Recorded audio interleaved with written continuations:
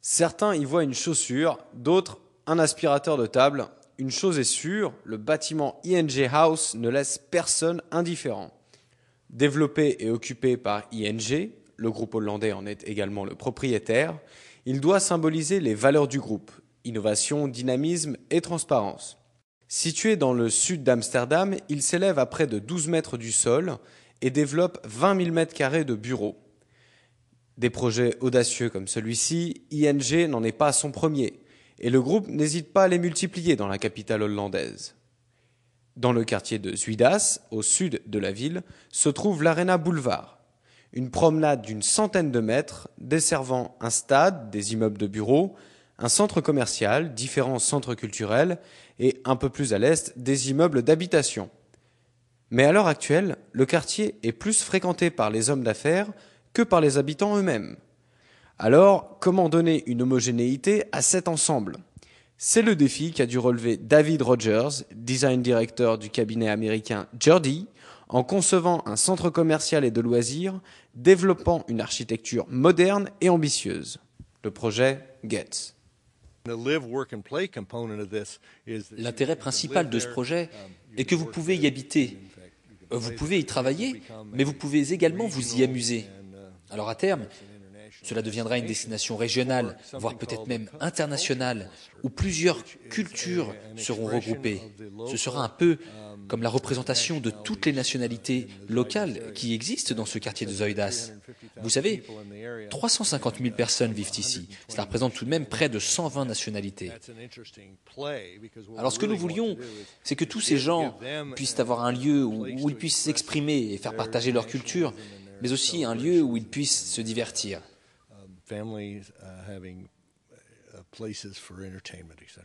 En résumé, Getz, c'est 35 000 m² de loisirs, 20 000 m² de centre commercial, 7 000 m² de restauration, 10 000 m² de surface hôtelière qui seront créés d'ici 2011. Évaluation du coût du projet, 30 millions d'euros. À quelques encablures de l'Arena Boulevard, une autre partie du quartier de Zuidas s'apprête à subir de grandes mutations. À mi-chemin entre l'aéroport de Schiphol et le centre-ville, Zuidas est l'endroit rêvé pour développer un centre d'affaires de renommée internationale. Les explications du directeur des projets chez ING Real Estate Development en Hollande. L'objectif principal de ce projet est de connecter deux quartiers de la ville d'Amsterdam.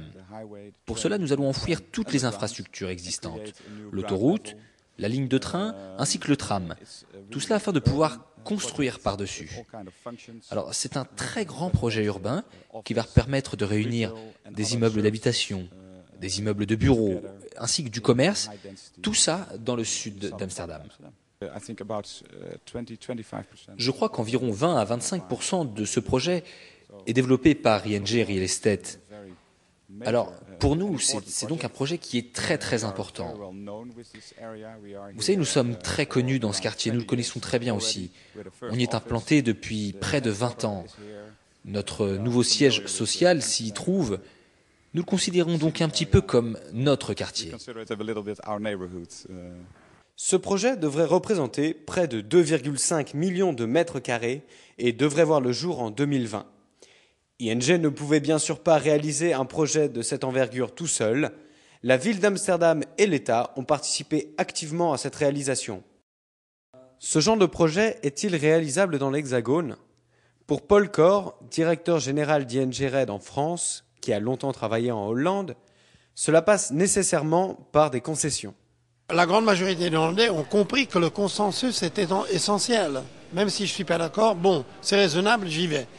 Donc je pense que c'est pour ça qu'il y a des grands projets ici qui se font et qui sont réalisés dans des temps relativement courts.